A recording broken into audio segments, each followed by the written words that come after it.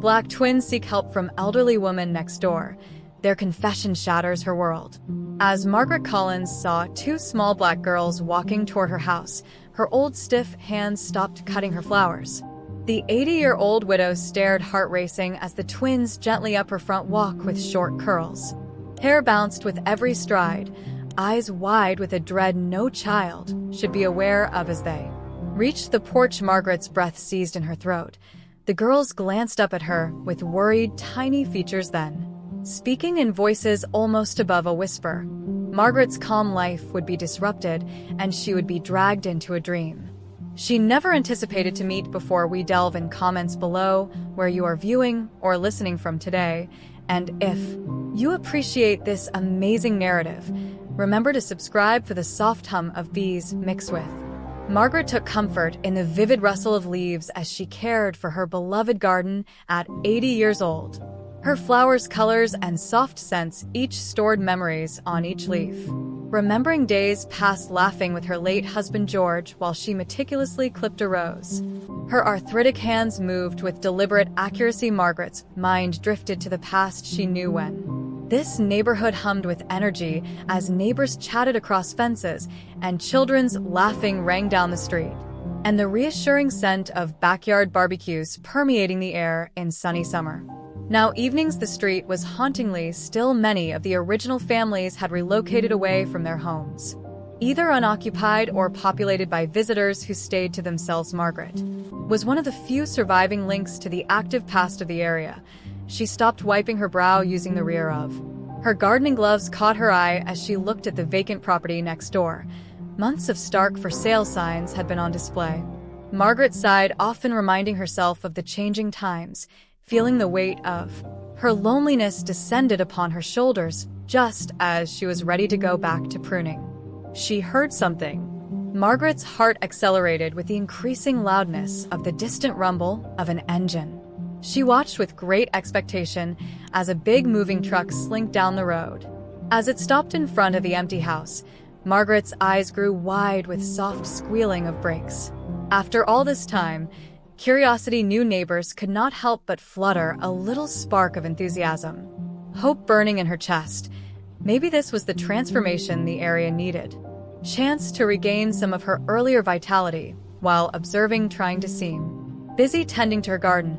Margaret's thoughts ran wild with possibilities. Would they be a youthful family returning, the sound of children's laughter to the street, or maybe retired couple perspective? Friends for afternoon teas and shared stories. The excitement mounted as Margaret waited for the first view of her new neighbors. Started her wishing for friendly faces, for those who would bring life to the silence. Community she had seen gradually vanish over years, while Margaret watched with hardly hidden desire. A woman in her early 30s revealed from the passenger side of the moving truck. Her skin was a deep ebony, complements the vivid yellow sundress she wore really brilliantly. The woman's face showed a mix of eagerness and nervousness as she examined her new. Two small girls with similar braids hopping down from nearby closely followed her and bounced their stunning likeness, and the truck. They seemed to be approximately 6 years old. Clearly they were twins, their curious eyes glistening as they absorbed the foreign. The sight of the children warmed neighborhood Margaret's heart. It had been so long since young voices sound had permeated the air on their neighborhood. She started to smile, already seeing the vitality these small children could provide to the neighborhood. Just as Margaret was ready to lift her hand in a friendly wave, her eye was drawn to a Caucasian man looking to be in his late 30s or early years on the driver's side of the truck. 4S left and inspected the home, stretching his powerful arms. And the neighborhood. Margaret's forehead wrinkled slightly in uncertainty. The image before her lacked quite consistent with her first presumptions. The man was expected to be the daughter's father and the husband of the woman. However, the stark contrast in their looks caused her to stop. Maybe Margaret's new lover, thought to herself, building a narrative in her head. She might have recently gone through divorce and is beginning anew. Together, it wasn't unusual in these days, she reasoned, but she couldn't entirely get rid of a nagging sensation of discomfort. As though sensing Margaret's stare, the woman turned to meet her eyes. Margaret felt an instant connection when the newcomer smiled warmly and lifted her hand. her own smile expanding in response. The moment was fleeting, but in a friendly wave. Important in that basic conversation, Margaret sensed a glimmer of hope. Maybe this new family would bring some much-needed vitality and coziness back to the area. The moving truck with a logo from local business left after only emptying a few luggage. Margaret found this strange, generally new. Residents arrived with trucks loaded with boxes and furniture. One family seemed to be really beginning anew with extremely high little to their name. As Margaret wanted to stroll over and introduce herself right away, she decided to give them room since she knew they would need some time to settle in, and there would be plenty time for later greetings and introductions. Combining enthusiasm with curiosity, Margaret went back into her garden and dreamed of her new neighbors. She looked forward to the prospect of fresh connections and the restoration of community for her quiet street. As the sun started to set a nice glow over the area, Margaret gathered her gardening equipment and walked within. One more look at the house next door, where the new family had vanished behind the curtains. Drawn and no sounds came from within. Margaret couldn't get rid of the impression something was slightly strange, yet she put the idea aside. She chastised herself. She was not stupid. She closed her own door, most likely fatigued from the relocation. Anticipating what the next days would bring, as twilight descended upon the area Margaret found herself in. Comfortable home area enveloped by the familiar comfort of her evening habit. The warm flutter of the fireplace mixed with the soft illumination of the television created dancing shadow window as on the. She held delicate china teacup, steam rising between her hands. Gently from her preferred chamomile combination. This tranquil moment had previously been a treasured habit shared with George, her late spouse, now functioned as both a comfort and a moving reminder of his absence. Margaret's gaze drifted to the almost able to see George's pleasant grin and hear his soft chuckle as they talked, empty armchair across from her. Their day, the house creaked gently, then Margaret pulled her. The house settled into the night.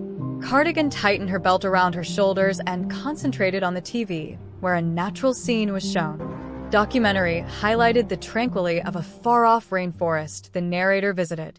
The tranquil sights and a calming voice helped reduce the pain of loneliness that frequently crept in during these still times. Evening hours exactly, as Margaret started to feel sleepy under the warmth of the fire, and the soothing tea startled her to become alert with a strong jolt. Bang, like something weighty falling, like a door slamming with immense force, resonated over the night. It appeared to came from Margaret's house, her new neighbor's house. She sat straight, her heart rushing. The bang was followed by what sounded like muted screams, high-pitched and agonized. She strained her ears, trying to tell if she had really heard crying or if it was simply her imagination running tricks on her. Silence once more broke, only with a faint crackle of the fire and the quiet murmur of the television Margaret was watching. Still, her tea forgotten, as she listened carefully for any further sounds. Minutes ticked by, but nothing more disrupted the quiet of the night. Maybe they're just settling in, Margaret reasoned to herself, attempting to quiet her rushing thoughts. Moving may be taxing, especially with young children. Perhaps one of the daughters knocked something over or had a tantrum, but even so, as much as she tried rationalize the disruption, a goring sense of unease crept into the pit of her Danylak. The sound had been too sharp, too strong for a basic mishap, and those shouts Margaret trembled, unable to release. She considered walking next door to check on the family, but hesitated, remembering the anxiety she believed she had heard was late, and, given what she knew, she didn't want to come out as nosy or invasive. She told herself, attempting to ignore the fact, I'm most likely overreacting. After finishing her now cold tea, Margaret went through the rituals of getting ready for bed and switched off the television, banked the fire, and made her leisurely ascent upstairs. Even as she lay in bed gazing at the ceiling, she couldn't quite get rid of the uneasy sensation that had crept into Margaret's dream. Off target, decided Daniel Oro to prepare a cake and greet her new neighbors correctly. It was the polite thing to do, and maybe the next morning shone brilliant and would calm her mind. Erase the disturbing events of the past night, feeling far in the happy brightness of early. Margaret rose, resolved to ignore her residual worries and concentrate Regarding her strategy to greet her new neighbors in her kitchen, Margaret was busy. She had chosen a classic lemon drizzle cake, a recipe passed down, following the familiar baking process from her mother, who had never failed to make faces smile as she combined and measured the kitchen full of the. While the cake baked, Margaret cleaned herself, comfortable aroma of citrus and vanilla chose a nice. She intended to make a good impression on the new family by wearing a floral shirt and her preferred cardigan, therefore promoting a nice relationship that can provide some vitality back into her quiet days. While she frosted the chilled cake, Margaret practiced what she may say. She was keen to invite them around for coffee so she could get to know them and make them welcome in the neighborhood. Maybe the young ladies would like to view her garden, or she might provide some local knowledge to assist. Margaret made her way next door once the family settled in with the cake boxed and a nice smile on her face. She noted that the house appeared to be disturbingly silent for a residence with 2 small children, and the drapes were still closed. Children brushing aside a flutter of fear. She rang the doorbell. After a time, the door opened, and Margaret could sense the friendliness in Melanie's face-to-face encounter with the woman she had seen yesterday. Dark eyes, even though there was also a trace of something else, tiredness maybe, perhaps. "Good morning," Margaret replied brilliantly, holding out the cake. "I'm Margaret from next door. I thought I would welcome you to the neighborhood." Melanie's face gleamed with a tiny prepared gift that reflected a real. "Oh, that's very nice of you, Melanie," smiled, the tiredness slipping away. "Nice to meet you." Appropriately, as Melanie contacted Margaret to accept the cake, witnessed a flutter of movement behind her before she could say anything more. The man she had seen yesterday showed in the doorway, her presence right away, altering the environment. Mel requested, his tone brusque and his eyes narrow as they rested on Margaret. Melanie's flimsy smile. "Margaret, our neighbor, brought us a welcome cake. The guy Daniel Margaret would learn from moved advanced successfully to obscure Melanie from view, his voice curt, and we appreciate the cake, but we're really busy today with loads of unpacking to do." "Thank you," unwillingly. No, Margaret felt her heart sink at his contemptuous attitude. "Of course, I understand," she said. "I just wanted to invite you all around for coffee someday," she said, attempting to keep her friendly attitude. "When you're situated, it would be great to get to know you better." Daniel's tense posture, and he kept the door somewhat closed as though trying to conceal the house's contents from. Remarked simply, "We are private individuals. It is not essential. Let me inform you. Should we require something from behind Daniel." Margaret, she noticed the warmth has been replaced with a subdued thank you and an expression of disappointed resignation. Before Margaret could say anything else, Daniel took the cake and started to close the door. "Thanks once again for the cake. Had a great day." His tone made it very evident that the talk had ended with a finality that left Margaret on the porch confused and slightly injured. She had come upon reserved neighbors before. Something about this interaction felt strange. Daniel's sudden dismissiveness, the way he had discounted Melanie's obvious warmth, and the cautious manner he had positioned himself in the gateway all helped to add to a developing. Margaret felt uncomfortable in her mind, returning to her own residence. Margaret couldn't get rid of the impression that something missed next door had brought warmth and enthusiasm, concern, and a nagging fear. Margaret rapidly replaced new neighbors, spent the rest of the morning meandering about her house in an attempt to divert her from her concerns, but her mind kept going back to Melanie's quiet kindness and to the muffled sounds of the unusual conversation. She told herself the night before, maybe just a nosy old woman, but deep inside she knew, knowing that her senses were rarely incorrect, that house wasn't right. Margaret couldn't help but imagine what might be going behind those drawn curtains as the afternoon sun started to set. Downfall. Margaret was absently tending to her indoor plant collection. Usually, the familiar chore offered her comfort, but today her mind was elsewhere, still processing the unusual encounter. Moving from plant to plant with her new neighbors, her worn-out hands softly slanted. Margaret stopped staring out the window as she saw a flutter of activity outside. Watering container. And her heart skipped a beat at what she observed. The 2 small daughters from next door, the twins she had seen yesterday, were walking across the grass toward her house, Their motions were subtle, bowed over as though, every few paces, they would peek back at their own house and try to make themselves smaller. Little faces. Margaret's face wrinkled with anxiety. This did not seem like the carefree pinched with worry. Investigating children in a new area revealed a fear in their movements that sent off alarms. Ringing in Margaret's mental landscape, laying down her watering can, Margaret made her way to the front door. She opened it just as the girls arrived at her doorstep, wide-eyed staring up at her.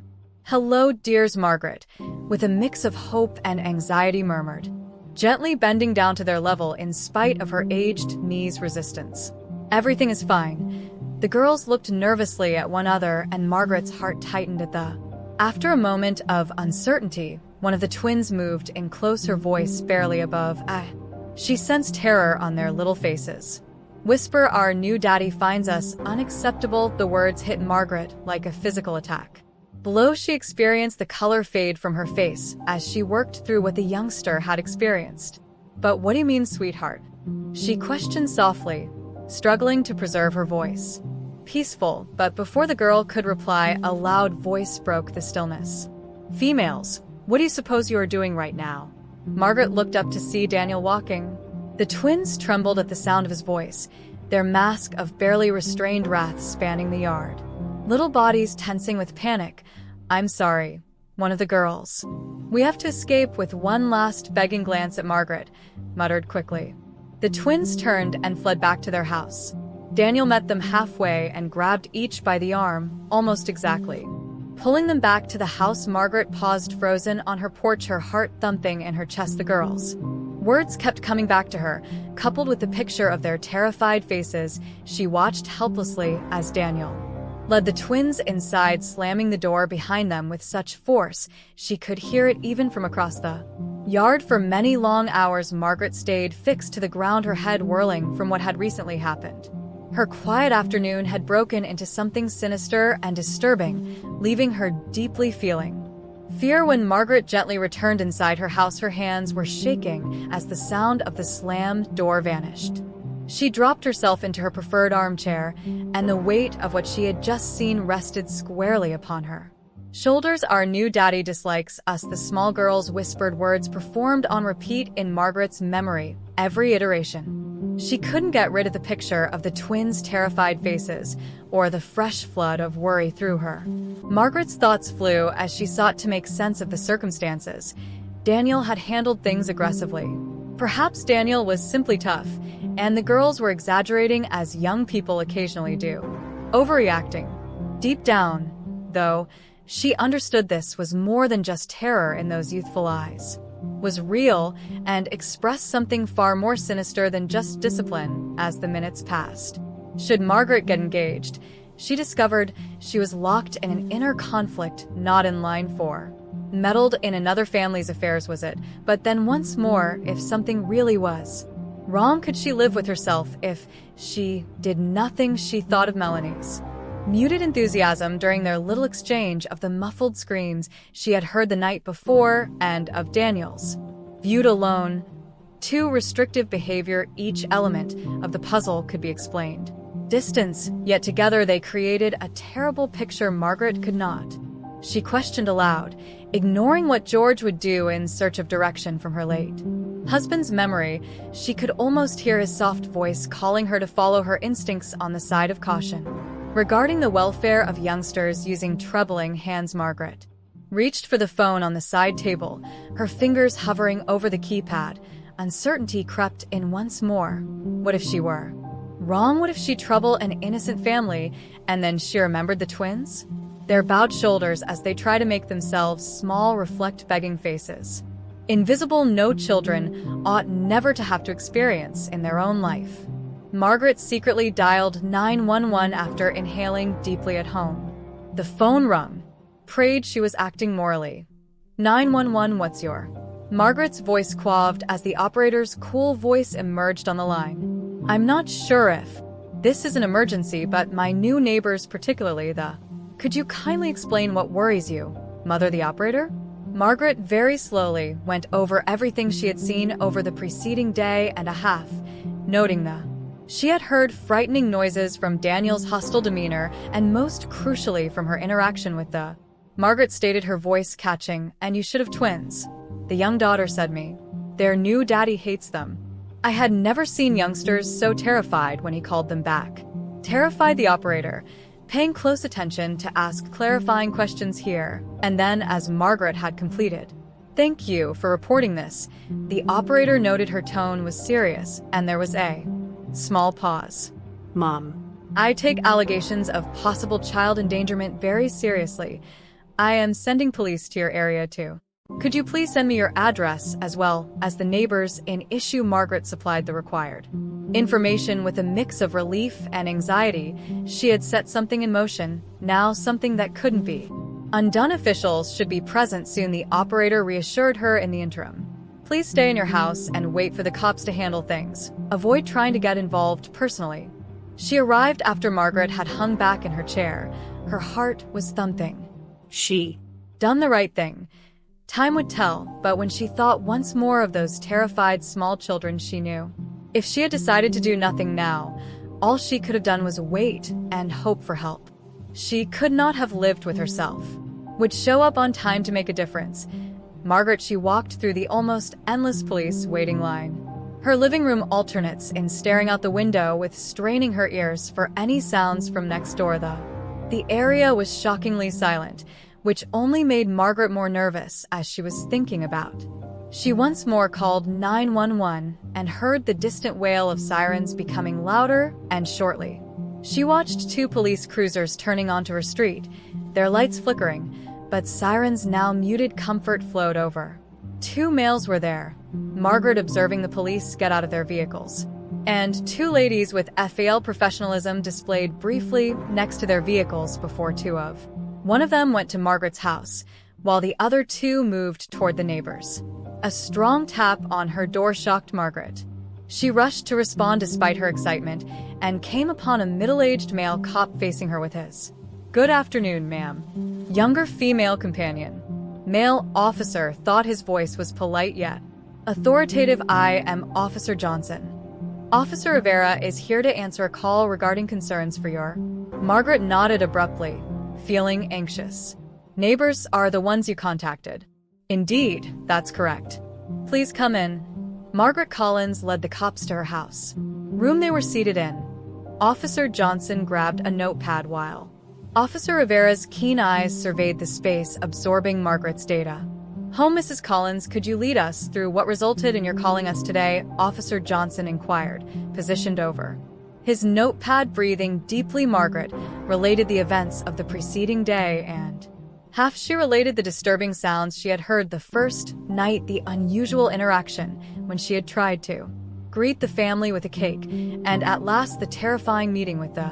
As Margaret said, she could see the cops looking at each other and ask questions. Twin. Clarifying questions. Their expressions became more serious as Margaret revealed further information. "And you know the small girl mentioned our new daddy hates us?" Officer Rivera asked to speak first. Time, her dark eyes were sharp. Margaret nodded strongly. "Yep, those were exactly her words, and I never seen as afraid they seemed when that man Daniel phoned them back. Children so terrified." Officer Johnson scribbled a few more notes before shutting his notepad. "Mrs. Collins, you did the right thing by phoning us.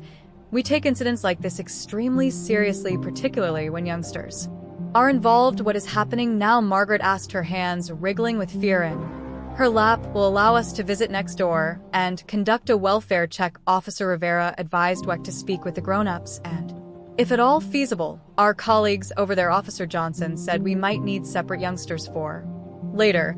Mrs. Collins would be ready to offer a formal statement if you asked her a few more questions.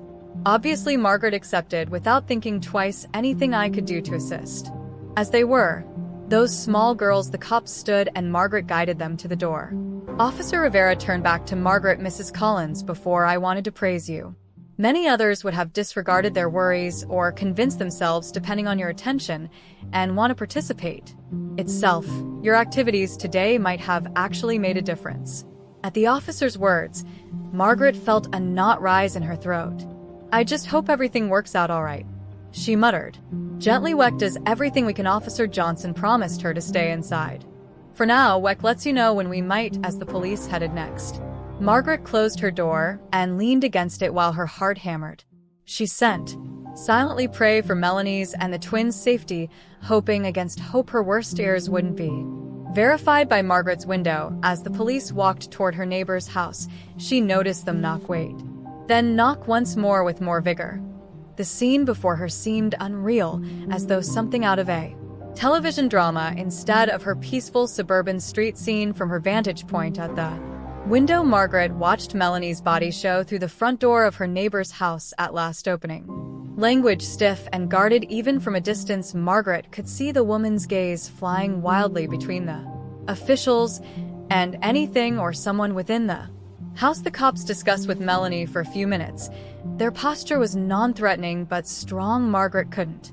She could see Melanie nodding, her shoulders dropping slightly, as though in surrender. What was being said? Soon, when it looked the officials would be invited inside, Daniel's towering form came behind Melanie, even from across. Margaret could feel the animosity pouring from his face, set in a scowled his body, perhaps defensively, or was it possessively behind Melanie? Margaret's pulse raced as she saw the tense drama playing out and heard Daniel gesturing violently. His voice, high enough that, absent the words themselves, she could detect the enraged tone. The police stayed cool.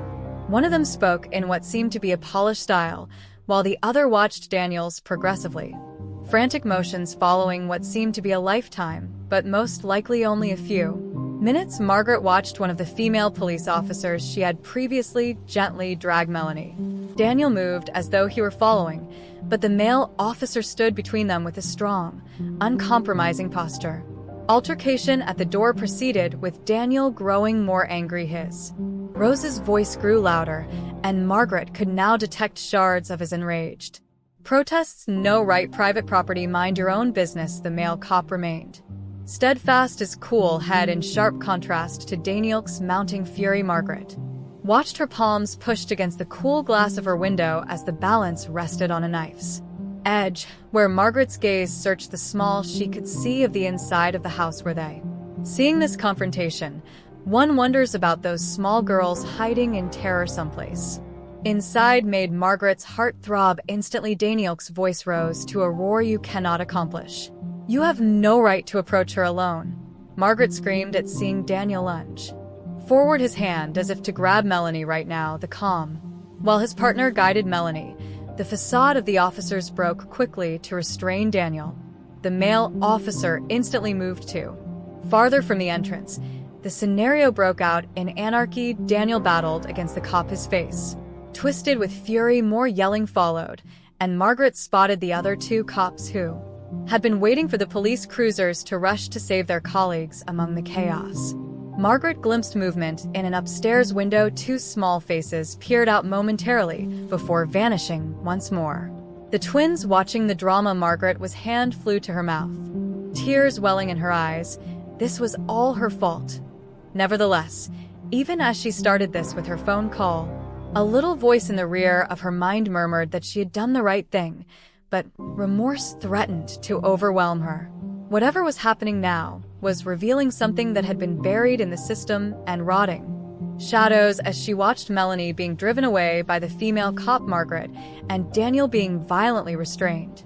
Another silent prayer for Mel's strength, for the twins' safety, and Margaret understood that nothing would allow justice to prevail. The peaceful afternoon had burst into a tempest. Would always be the same. All she could do now was hope that from this anarchy a better future would show up. Melanie, with her daughters half hidden by a big rhododendron bush, stood with Officer Rivera. Even from a distance, Margaret could sense the tightness in the young woman's posture.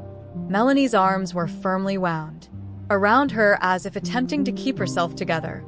Officer Rivera stood near her, posture defensive, yet allowing Melanie space. Margaret couldn't hear their exchange, but she could see Officer Rivera said gently, her expression sympathetic. Melanie shook her head.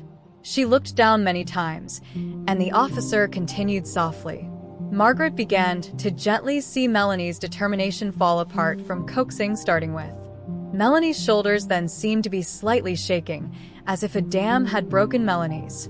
She hid her face in her hands, her body racked with entirely broken composure.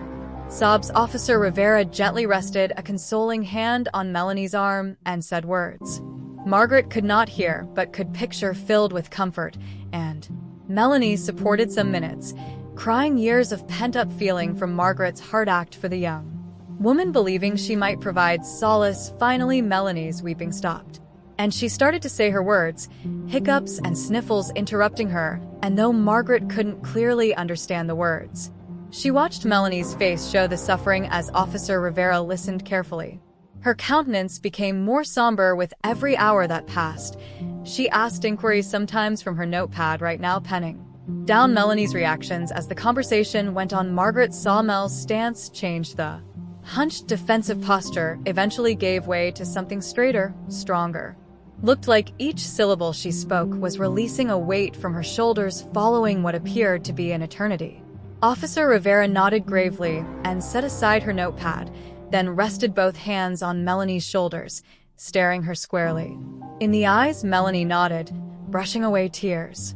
Daniel's angry yells caught their attention just then from the front of the house, with the back of her hand had surged once more, and Margaret could feel Melanie flinching under the officer's hold on the sound. Naturally backing off, Officer Rivera swiftly placed herself between Melanie and the source of the noise, her posture defensive. She spoke fast into her radio free.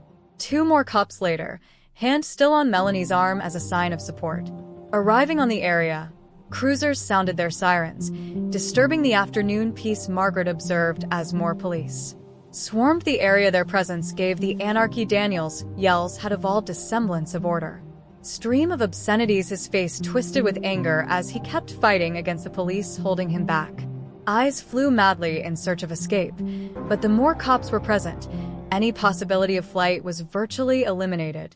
Daniel's eyes widened as one of the recently arrived police walked past, 2 handcuffs shimmering in the midday sun. He yelled, his voice cracking with his struggles, intentionating you, unable to accomplish this. I haven't done anything wrong.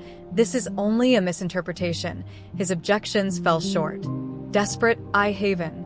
On deaf ears with practice deficit, the cops locked Daniel's wrists behind his back. The handcuff clicked seemed to reflect in the abrupt silence covering the street as Daniel was under restraint. Margaret's eye was caught by movement and close to Melanie's residence under Officer Rivera's sluggish direction. Her face was teary, but fixed with the will toward the front yard. Margaret hadn't seen until Daniel's eyes locked on Melanie, and his manner changed right away. Malizi told them this is all a mistake. He begged, his voice to be wheedly, like, you know I love you, and Melanie flinched at his comments. But the girls we know aren't told this. Melanie seemed to get strength from the encouraging hand stood her ground Officer Rivera laid on her shoulder. She raised her chin and stated softly but forcefully, not more falsehoods, Daniel. Once more, you unappreciative serpent, he growled, over Daniel's face twisted with wrath. Lunging toward Melanie in spite of his shackles, the police tightened their hold on her, pulling him back. That's sufficient, one of the cops stated angrily. You're under arrest for domestic violence and child endangerment. You are entitled to keep silent. Everything you say will and can be used against you in court of law. Legal. As the officer was telling Daniel his rights, Margaret saw Melanie drooping. Rather as though a big weight had been taken off her shoulders, Officer Rivera was there right away helping her and used words of encouragement that Margaret missed. The neighbors who had gathered to see the scenario develop started to whisper among Margaret. Watched Melanie and wondered how many of them would show shock and incredulity coupled with sympathy. Like her, had known something was wrong, but had been too unsure or terrified to. Margaret's attention was captured as Daniel was being guided to one of the police cruisers, continuing yelling demonstrations and threats. The twins, looking tiny and terrified, were being softly guided out by movement at the front entrance of the house. Their eyes were wide as they observed the tumultuous scene and held hands. Another cop closely when Melanie watched her daughters broke free from Officer Rivera and hurried to them, falling to her knees and encircling them in a strong Except the three clung to one another as their bodies trembled with sobs equal in proportion to relief from fear of the. Margaret observed this bittersweet, and tears started to flow in her own eyes, unsure of that lay ahead. Margaret recognized that the family's suffering was evident, but so was the love between mother and daughters in that same moment. She had definitely done the right thing by phoning Daniel from behind a rear end of a police vehicle, his enraged yells muffled by the locked door. Margaret saw one of the policemen approach Melanie and the twins.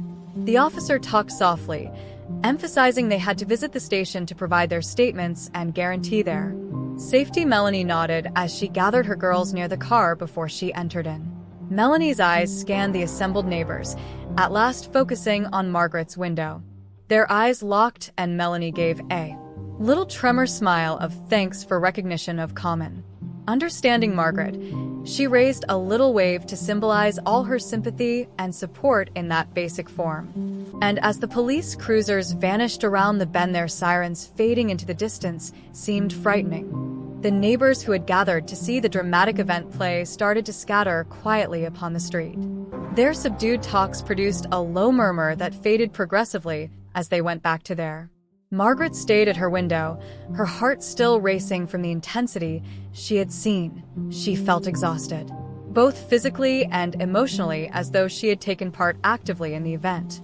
Instead of a far-off observer, while she was thinking about leaving, the window activity caught her attention. The police cruiser carrying Melanie and the twins had come back, dragging in front of the house. Margaret saw as an officer opened the car door. Melanie came out clutching to her daughters' hands. A small family stood on the pavement looking disoriented and uncertain. Melanie seemed to be stealing. She inhaled deeply and peered at the house that had been both their residence and their prison. Abruptly, as if by some unwritten agreement, the two small daughters broke. Released from their mother's control, Margaret's amazement and worry drove them across rather than towards the house. Margaret's heart jumped into her throat on the grass toward her own house. She hurried to the front door without thinking, pushing it open just as the twins arrived at her porch. Their small faces were stained with tears, wide, a mix of hope and terror. "Oh my." Margaret's aging protested, but she inhaled, dropping on her knees. She spread her arms, and the girls dropped into them, odanielatically, their little bodies quivering with cries as she hugged them close. Margaret sensed her own eyes welling up with tears. She could feel their small frames shaking to experience the relief and uncertainty and terror, all twisted in their hug. She whispered, her voice now safe. Overwhelmed with feeling, one of the twins lifted her tear. "Thank you for assisting us." Stained face, her voice barely above a whisper. Her words carried a weight far too great. Margaret's heart broke and healed all at once. Then she hugged the girls harder than ever. Beyond her years, she told them, thinking she could shield them from all the suffering and uncertainty ahead of them, "You are so brave." Gently, in her peripheral vision, "Both of you move," prompted Margaret. Searched Melanie's path across the grass, her motion slow, but soon as she arrived at Margaret's porch, she could see the myriad emotions dancing over the young woman's face. "I'm very sorry," Melanie started, her voice shaking. "Thank you." Humiliation, comfort from terror. Not sure what to say, Margaret shook her head, still carrying the twins close by. "There's no need for thanks." She added softly, "I just did what I hope anyone would do." Melanie's composure collapsed at these remarks. She went to her knees next to Margaret, and her daughter's tears running freely down her. "I was so afraid," she admitted. Her words were hardly audible. "I had no idea how. I believed no one would believe me, so I decided I had to find out how to save them." "Oh, sweet," Margaret remarked, contacting. Hold Melanie's hand. "You are the brave one. It takes a lot of guts to stand up to. Break free for a long period." They stayed on Margaret's porch, an odd group, gathered between Margaret and their mother, their sobs from circumstance and compassion. Melanie clung fast to Margaret's hand, as if collecting strength from the elder woman's hiccups, eventually fading into. Margaret silently vowed to herself that she will be present for this family in any form she could. She thought, but she still thought of aging. Had love to offer, still had the ability to change things, as though reading her ideas. Melanie gripped her hand and said once more, her voice now stronger, for everything. Margaret grinned, her heart full. What gets through this with her?